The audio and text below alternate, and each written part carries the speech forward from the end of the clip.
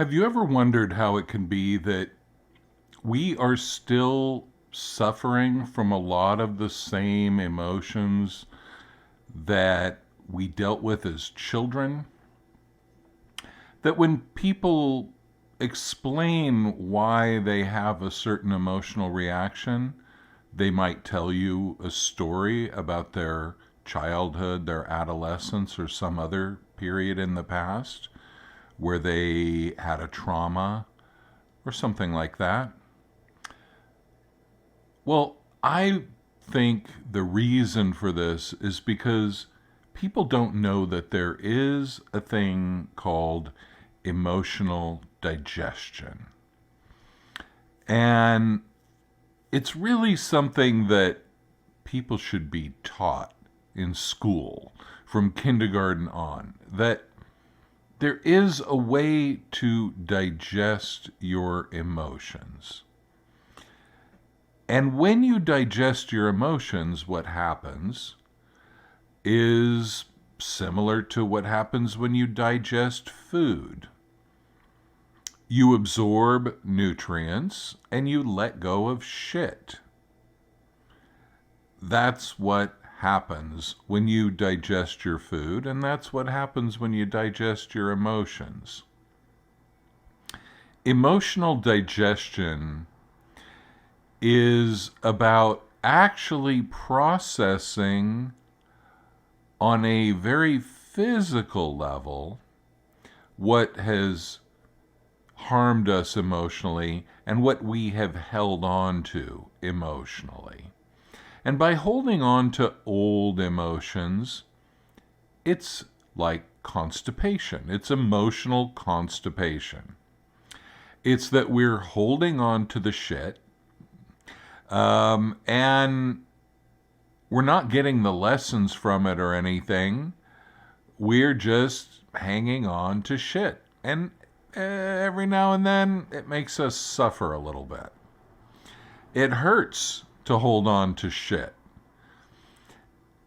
And then what happens is that through the way that we manifest, the way that the universe works, we keep magnetizing in situations, dramas that are tailor-made to help us digest the emotion once and for all. But what do? We clamp down harder and resist it. If we are in the more conscious minority, we might go seek therapy.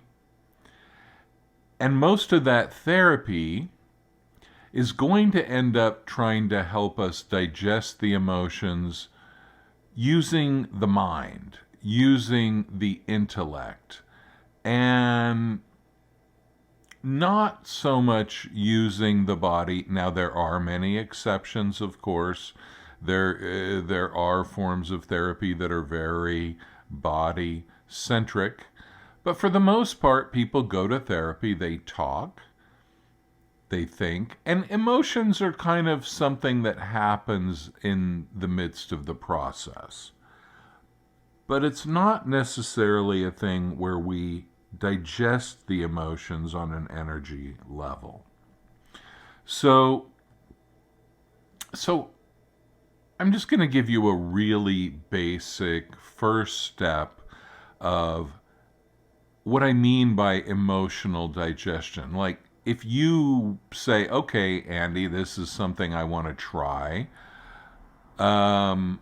first of all, you can always have a phone session with me and I'll walk you through the process, and that's a good way to get started. But let's say you never do that. Let's say you just want to do it based on what you're hearing from me right now. Here's what you do. Take the emotion that you want to heal and feel it in your body, but feel it strictly as a physical sensation. Don't say, I feel sadness in my heart, because sadness in my heart is only halfway there. You got your heart part, but sadness is not a physical sensation. Okay? Some people might feel sadness as pinching. Some people might feel sadness as squeezing or crushing or an emptiness or any number of feelings. And all of those feelings are different. And so it's very important to feel what it is. So let's say I feel a crushing feeling in my heart. Okay. So now we've narrowed it down to a physical sensation. And now I want you to do what most people would never do. And I want you to actually triple this sensation on purpose. This sensation that you've been avoiding your whole life, this crushing feeling in your heart, I want you to ask for more of it. Ask it to triple. If it triples right away, then triple it again. We want to get to the point where it's hard to actually make it any more than it is. We want to bring it up to the maximum. But while we do that, here's an important thing, and please remember this part. You need to relax your body while this is happening. Okay, so we don't want to just be in a very tense state and then try to do this thing. What we want to do is we want to isolate the physicality of the emotion, like a crushing feeling in my heart, and we want to relax the rest of the body because we want to focus on the thing that we're working on. We don't want to be scattered. The more we're scattered, the less we're going to accomplish. Okay? So what we do is we ask for more heart crushing. At this point, you might find the sensation moving away from what we've identified, the crushing feeling in the heart. It might be, oh, now I feel it in my throat. Oh, now I feel it in my belly, right? Resist the urge to do that. That's just another form of emotional avoidance, and that will not help. So keep bringing, it's like a mantra. Keep bringing yourself back to the sensation. Again, relaxing in the body. And then just surrender to that feeling being there. Allow that feeling to be there. Tell that feeling it's allowed to come and crush your heart anytime it wants. Okay, and before that you go into fear over that, just realize the only reason this is happening is because you've never fully digested it in the past. And I'm not saying you're going to digest it in 5 minutes. You might need to do this exercise 100 times. I don't know. It depends on how deeply ingrained it is and how much resistance has been formed around it. But if you just breathe and let it crush, and let it crush more, and if you need to cry, you cry. If you need to make sounds, you can do that too.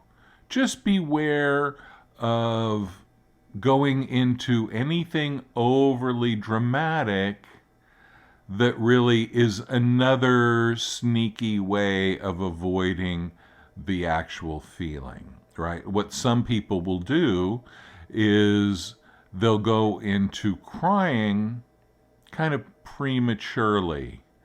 And really what they're doing is they're avoiding feeling that crushing heart feeling. It's like they're crying and releasing the surface level of it, but not the deeper levels. That's a fine point that I would have to work with you individually to really get it for your specific situation. But anyway, just realize, for example, you might feel like you need to jump up and down. You might need to wave your arms around. Resist the urge to do those things. What we want to do is we want to zero in on the feeling, okay? And so then as you do that, then what you want to do is just surrender, like I said, allow it to be there whenever. And then just give it some love. And then the next stage is you say, how old is the inner child that's holding this feeling? And the first number that comes up, I don't care if it's 27, it's usually going to be under 10 years old. And if you do the exercise 100 times, you might get a lot of different ages. It's not always the same one. Because we've had our hearts broken, we've had sadness and fear and shame and all of these emotions that have happened to us multiple times in our lives. So anyway, what you want to do is just give some love to that feeling and give some love to the inner child, just kind of like if you imagine yourself at 5 years old, feeling that feeling, you want to feel yourself loving that child. And there will be a separate thing that I will make, a separate audio that I'll make around the inner child exercise. But for now, what we want to do is just love the inner child instead of reject the inner child that has this emotion. That's it. This is something that you can do in 5, 10, 15 minutes. I wouldn't go longer than a half an hour in the beginning because you can get to a place where you kind of get a little self-indulgent if you do it too long. You want to feel that you're just touching the emotion, you're letting it happen. And as you increase the physical sensation of the thing that you want to heal, you will find that it starts digesting. You start getting understandings popping up in your head. You start getting physical releases of energy. And you start integrating. The fact is, you are your higher self.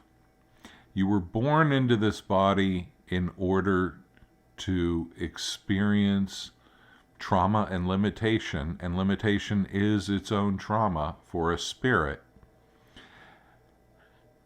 And this is how you chose to grow on a spiritual level. So this is something that you can do by yourself. There will be more of this on my channel, believe me. But you want to just give love to that inner child. You want to feel it all in your body. And then at some point, just let it all go. It's not about suppressing anything. Just let it all go. We don't want to get overly focused on our issues. We just want to heal our emotions as they come up by digesting them. And what will happen after time is that you will get into a mode where anytime an emotion comes up, you kind of go through this process almost instinctively. It kind of just happens almost in the back of your mind sometimes, where you just, instead of resisting the emotion, you allow the emotion. Instead of trying to make it smaller, you allow it to be as big as it wants. And the thing is, if we imagine our issue as a balloon that we never want blown up with air, The best way to make sure a balloon never blows up with air is to keep blowing it up until it pops. Because once it pops, you can never fill it with air again. And that's kind of what we're doing with the illusion of these emotional wounds that were meant to just pass through us, give us lessons, but that we started clinging on to through resisting. It's very paradoxical. It's interesting. Humans are amazing creatures. Anyway, that's the beginning of emotional digestion. Try it out. Ask me questions if you'd like.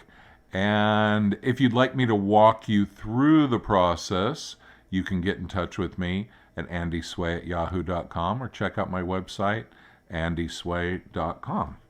Thanks so much for listening. Have a great day. Bye.